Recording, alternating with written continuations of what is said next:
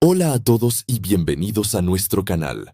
Hoy vamos a retroceder en el tiempo, a una era de caballeros, castillos imponentes y batallas legendarias.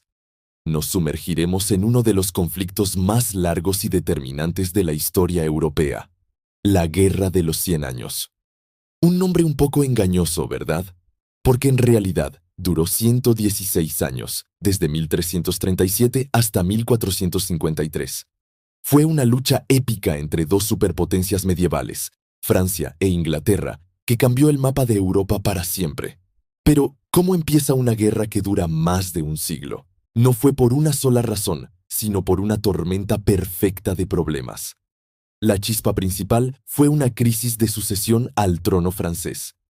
En 1328, el rey Carlos IV de Francia murió sin dejar un heredero varón. ¿Y quién era su pariente masculino más cercano? Nada menos que su sobrino, Eduardo III, el rey de Inglaterra. Suena simple, ¿no? Pero había un gran problema. La ley francesa, conocida como la Ley Sálica, no permitía que la corona pasara a través de una mujer, y Eduardo reclamaba el trono a través de su madre, Isabel de Francia. Los nobles franceses no iban a permitir que un rey inglés se sentara en su trono. Así que, rápidamente, coronaron a un primo del difunto rey, Felipe de Valois, quien se convirtió en Felipe VI. Imagínense la tensión. Eduardo III, al principio, aceptó a regañadientes, pero la situación era como un barril de pólvora esperando una chispa. Además del trono, había disputas territoriales. Los reyes ingleses poseían Gascuña, una rica región vinícola en el suroeste de Francia, pero como duques de Gascuña, eran vasallos del rey francés. Esto creaba una relación muy incómoda y conflictiva. La guerra no estalló de inmediato, pero la tensión fue en aumento.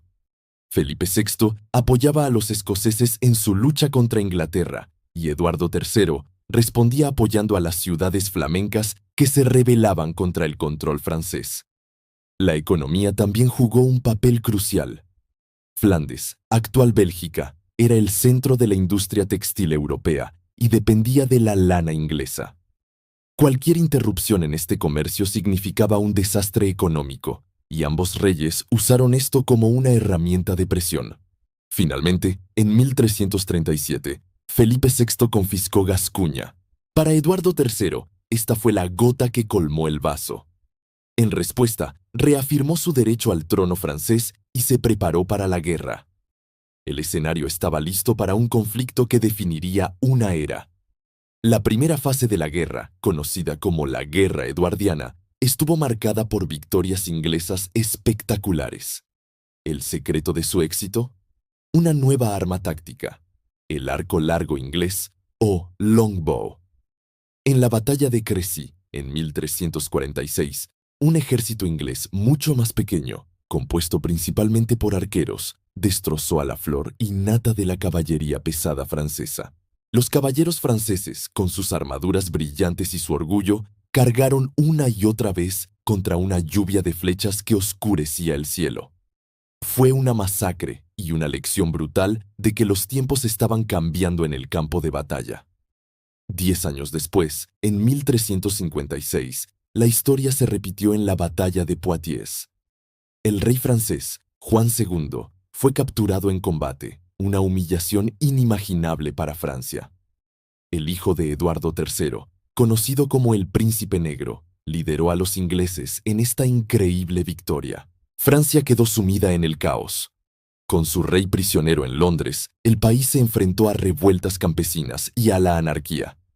Finalmente, en 1360, se firmó el Tratado de Bretigny. Inglaterra obtuvo el control de casi un tercio de Francia, a cambio de que Eduardo III renunciara a su reclamo al trono francés. Parecía que la paz había llegado, pero la paz fue frágil. El nuevo rey francés, Carlos V, era astuto y paciente. Apodado El Sabio, reorganizó el ejército, evitó las grandes batallas campales que tanto habían costado a su padre y a su abuelo, y optó por una guerra de desgaste. Poco a poco, utilizando tácticas de guerrilla y asedios, comenzó a recuperar el territorio perdido. Su brillante general, Bertrand du Guesclin, lideró esta campaña de reconquista. Para cuando Carlos V murió en 1380, los ingleses solo conservaban unas pocas ciudades costeras. Parecía que la marea había cambiado a favor de Francia. Sin embargo, el destino tenía otros planes. La segunda fase de la guerra, a menudo llamada la Guerra de Lancaster, comenzó con una Francia debilitada. El sucesor de Carlos V, Carlos VI, sufría de graves episodios de locura. El país se dividió en dos facciones rivales que luchaban por el poder, los Armagnacs y los Borgoñones. Esta guerra civil francesa fue la oportunidad perfecta para el ambicioso nuevo rey de Inglaterra, Enrique V. En 1415, desembarcó en Francia y se dirigió hacia Calais. En su camino se encontró con un ejército francés mucho más grande, cerca de un pequeño pueblo llamado Agincourt.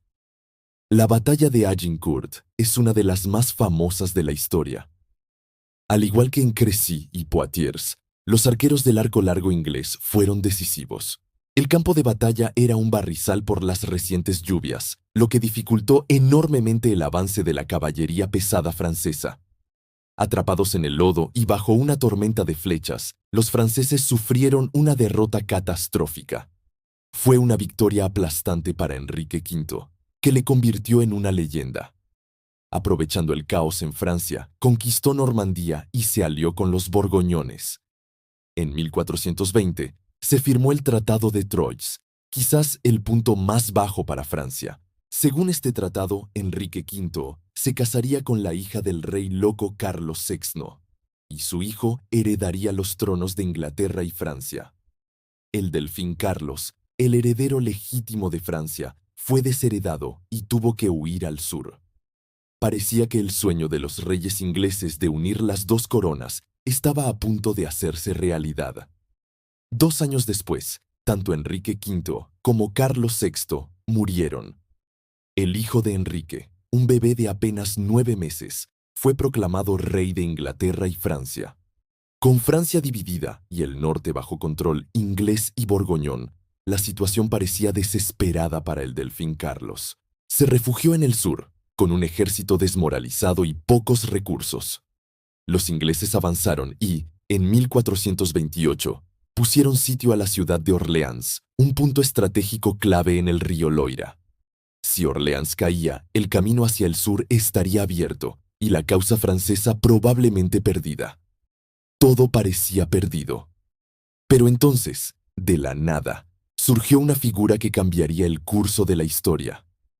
Una joven campesina de un pequeño pueblo llamado Domremy. Su nombre era Juana de Arco. Afirmaba tener visiones divinas que le ordenaban expulsar a los ingleses y coronar al delfín en Reims, la ciudad tradicional de coronación de los reyes franceses. En un acto de desesperación y fe, el delfín le concedió una audiencia y, convencido de su sinceridad, le dio el mando de un pequeño ejército. Su llegada a Orleans fue como un milagro. Su carisma y su fe inquebrantable inspiraron a las tropas francesas desmoralizadas.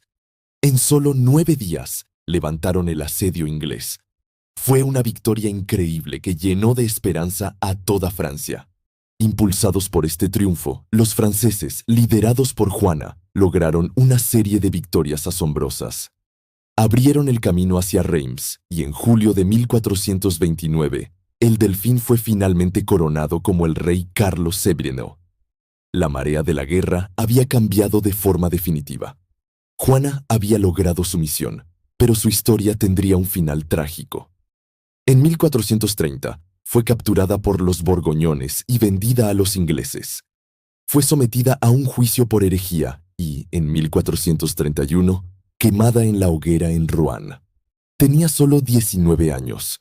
Aunque Juana de Arco murió, su espíritu y su legado perduraron. Se convirtió en un símbolo del nacionalismo francés y en una mártir que inspiró a su pueblo a seguir luchando. Carlos VII, ahora un rey legítimo y más seguro de sí mismo, continuó la reconquista. En 1435, logró un golpe maestro diplomático. Firmó la paz con el duque de Borgoña, rompiendo la poderosa alianza anglo-borgoñona. Ahora, Inglaterra estaba sola. Carlos VII también modernizó su ejército, creando una fuerza permanente y profesional, y desarrolló una artillería superior. La fase final de la guerra vio a los franceses recuperar territorio de forma constante. Los ingleses, debilitados por sus propias luchas internas que pronto desembocarían en la Guerra de las Rosas, no pudieron detener el avance francés. En 1449, los franceses reconquistaron Rouen, la capital de Normandía. La última gran batalla tuvo lugar en Castillon, en 1453. Por primera vez, la artillería francesa jugó un papel decisivo, aniquilando al ejército inglés. Esta derrota marcó el fin. Inglaterra perdió todas sus posesiones en Francia, excepto el pequeño puerto de Calais. Después de 116 años de conflicto, la guerra había terminado. La Guerra de los 100 años tuvo consecuencias profundas para ambos países. En Francia, fortaleció el poder de la monarquía y forjó un fuerte sentimiento de identidad nacional. En Inglaterra, la derrota condujo a una crisis política y a la guerra civil.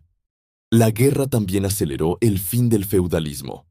Los castillos ya no eran inexpugnables ante los cañones, y los caballeros con armadura ya no dominaban el campo de batalla frente a los arqueros y las nuevas tácticas. Marcó el amanecer de una nueva era. Y así, concluimos nuestro viaje por este increíble capítulo de la historia. Una saga de reyes, reinas, batallas y una joven campesina que cambió el destino de una nación. Espero que hayan disfrutado de esta inmersión en la Guerra de los 100 años.